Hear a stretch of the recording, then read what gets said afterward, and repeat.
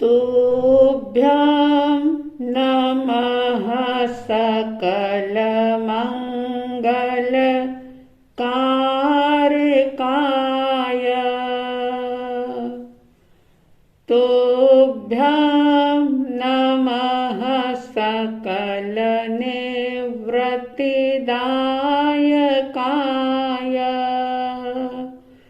तुभ्यं नमः सकलकर्म विनाशकाय। तुभ्यं नमः सकलतत्त्व निरूपकाय। तुभ्यं नमः सकलतत्त्व निरूपकाय।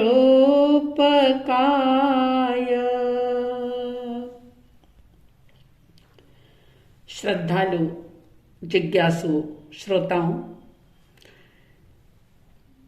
आत्म चिंतन करने के लिए, आत्मविशुद्धि करने के लिए, पर से स्व की तरफ मुड़ने के लिए समता षोडशी की चर्चा चल रही है।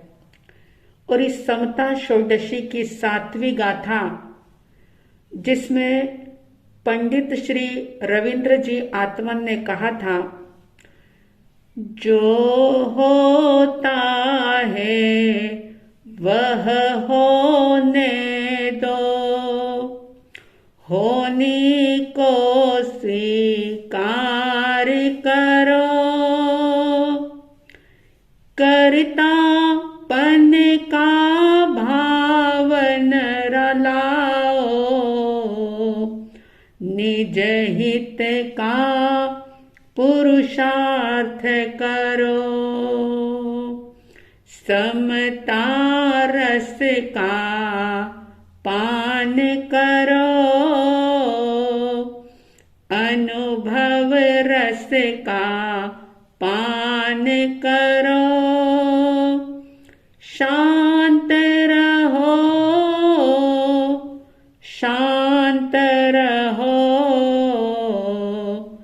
सहज सदा ही शांत रहो, शांत रहो, शांत रहो, सहज सदा ही शांत रहो। इस 7वीं गाथा के चौथे चरण की बात चल रही थी, जो कि बड़ी ही महत्वपूर्ण बात है। निज हित का पुरुषार्थ करो। वैसे तो निश्चय नय की दृष्टि से व्यक्ति कुछ कर नहीं सकता, लेकिन फिर भी कर्तापन का भाव, कर्तापन का बोझ लाद करके वो जन्मों जन्म बिता देता है। और ज्ञानी कह रहे हैं कि कर्तापन का भाव न लाओ तो क्या करो, निज हित का पुरुषार्थ करो। आत्महित का पुरुषार्थ अगर इस मनुष्य जीवन के अंदर नहीं किया तो फिर भला ऐसे अनुकूल साधन कब मिलेंगे, कहाँ मिलेंगे। और ये जीवन का समय जो मुट्ठी में भरी हुई रेत की तरह, जैसे रेत मुट्ठी में रखो तो कण कण कण कण करके गिरती चली जाती है और खत्म हो जाती है। अगर कोई अंजलि में पानी भर करके रखे तो जैसे अंजलि में ज्यादा समय तक पानी नहीं ठहर सकता, ठीक इसी प्रकार से जीवन भी बहुत लंबा नहीं है। पता नहीं कब ये जीवन परिवर्तन हो जाए, पता नहीं कब ये देह छूट जाए, कब अनुकूल सारे जो साधन मिले हैं वो परिवर्तित हो जाए, छूट जाए, कुछ भी नहीं पता। इसलिए ज्ञानी कह रहे हैं कि निज हित का पुरुषार्थ इस जीवन के अंदर कर लो। और निज यानी आत्महित का पुरुषार्थ करने के लिए क्या किया जाए। प्रभु महावीर ने बड़ी सुंदर बात कही थी, चरे पयाईम परिसंकमाणो। चरे पयाईम परिसंकमाणो, इसका मतलब ये होता है कि जो आत्महित करना चाहते हैं वो पग पग पर, हर कदम पर बिल्कुल विचार पूर्वक चले, सावधानी के साथ चले, सजगता के साथ चले। और शायद आपने कभी सुना हो तो श्रीमद् राजचंद्र जी ने भी गुजराती भाषा में बहुत गहरी बात कही थी। उन्होंने कहा था कि जोता झेर छे माथे मरण छे, पगले पगले पाप छे, आम विचारीने આજના દિવસમાં प्रवेश कर।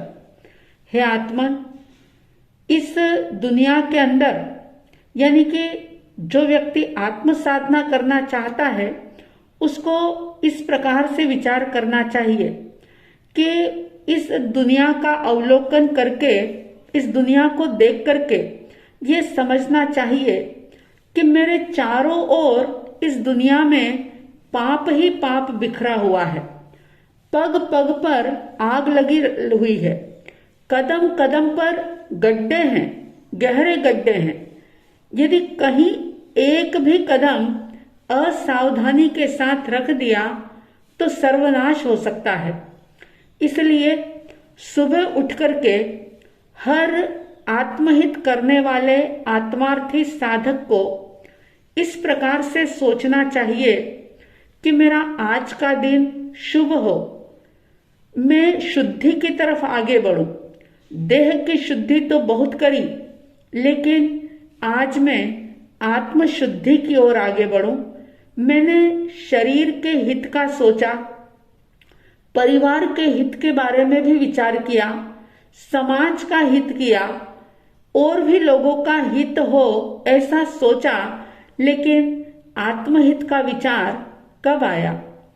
और ये संकल्प ले व्यक्ति कि मैं आत्महित करूं, अपना आत्महित हो, इसके लिए अप्रमाद और सावधानी के साथ मेरा समय बीते, कहीं किसी का अहित या बुराई मैं ना कर सकूं, कोई भी मैं ऐसा कार्य ना करूं, ऐसा विचार ना करूं, ऐसी वाणी ना बोलूं और ऐसी क्रिया ना करूं कि जिससे मेरा स्वयं का पतन हो जाए। मैं सजग रहूं, सावधान रहूं। बार बार सुबह उठ करके अगर इस प्रकार के संकल्प को दोहराया जाए तो जरूर व्यक्ति आत्महित की दिशा में आगे बढ़ सकता है। क्योंकि सत संकल्प जो होता है वो हमारे अशुभ को तोड़ने वाला होता है। सत का संकल्प करना, कोई भी शुभ संकल्प करके जीना, ये हमें बुराई से बचाने वाला होता है। इसलिए सुबह उठते ही जरूर इस प्रकार का विचार करें कि मुझे सारा दिन विचार पूर्वक, विवेक पूर्वक होकर के जीना है। चरे पयाईम परिसंकमाणो, ये परमात्मा का सूत्र याद रखना है। या फिर श्रीमद जी की वाणी के इस संसार के अंदर चारों तरफ जो है वो पाप ही पाप बिखरा हुआ है, पग पग पर आग लगी हुई है और कदम कदम पर गड्ढे हैं, कहीं गड्ढे में ना गिर जाऊं। असावधानी वश अगर एक भी कदम रख दिया तो फिर मेरा निश्चित रूप से पतन हो जाएगा। ऐसा सोच करके वह नए दिन की शुरुआत करे, सुबह उठ करके इस प्रकार का विचार करे और अगर सावधानी के साथ दिन बिताने का अगर साधक संकल्प करता है, प्रयास करता है, तो वो पापों से बच सकता है, पाप से दूर रह सकता है। और जो व्यक्ति पाप से दूर रहता है निश्चित रूप से उसका आत्महित होता ही है। पाप के प्रति डर होना, गलत के प्रति डर होना, ये एक प्रकार की उपलब्धि है। साधना के क्षेत्र में पाप के प्रति भय का होना, वैसे भय होना अच्छा नहीं माना जाता, लेकिन भीतर में एक सावधानी को बढ़ाने के लिए, सजगता को बढ़ाने के लिए यह भय हो कि कहीं मुझसे कुछ गलत ना हो, मैं कहीं प्रमादी ना बन जाऊं, मैं कहीं भोगों विलासों के अंदर आत्महित ना भूल जाऊं। इस प्रकार की सजगता बहुत जरूरी है। और ऐसा जो सजग होता है, सावधान होता है, जागृत होता है, वो साधक ही आत्महित की दिशा में आगे बढ़ सकता है। विचार करें कि जीवन के इतने सारे वर्ष बीत रहे हैं, हमने आत्महित का विचार कितना किया? भीतर में आत्महित का कोई विचार, आत्महित करने की कोई भावना अब तक जागी है या नहीं? कोई पुरुषार्थ प्रयास किया है या नहीं?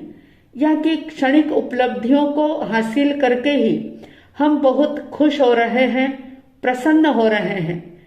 आत्महित को समझें, आत्महित को जानें और आत्महित की दिशा में अपने कदम बढ़ाएं। निश्चित रूप से आत्मविशुद्धि होगी और लक्ष्य की प्राप्ति होगी। आप सबके भीतर आत्महित का एक सुदृढ़ संकल्प हो और जिस भी प्रकार से आत्मा का हित होता हो, उसमें आप पूरे मनोवेग के साथ, पूरे उल्लास और उमंग के साथ लग जाएं। ऐसी आपकी भावना निरंतर प्रवर्धमान हो। साध्वी द्वय की तरफ से हार्दिक हार्दिक मंगल भावनाओं के साथ जय प्रभु महावीर, जय गुरु आनंद।